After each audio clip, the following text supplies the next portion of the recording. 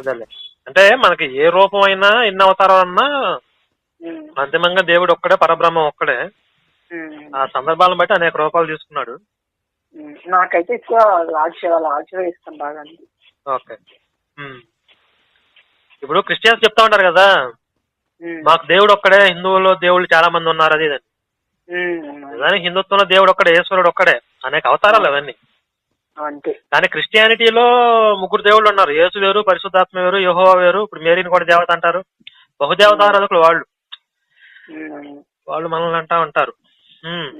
చెప్పారు కదా మీరు, వాళ్ళు చెప్తారు క్రిస్టియన్స్ ఏంటంటే మీరు చచ్చిపోతే నరకానికి వెళ్తారు ఇవన్నీ అంటారు. నేను ఎక్కడ వీడియో చూసాను. అంటే ప్రస్తుతానికి ఇప్పుడు అంటే క్రిస్టియానిటీ ఇండియాలో వస్తుంది, కానీ అంతకుముందు మన తాతల కాలం అన్నట్టు హిందూసే కదా అందులోను. అప్పుడు మన తాత వాళ్ళందరూ నరకాలకు వెళ్ళిపోతారా ఏంటి?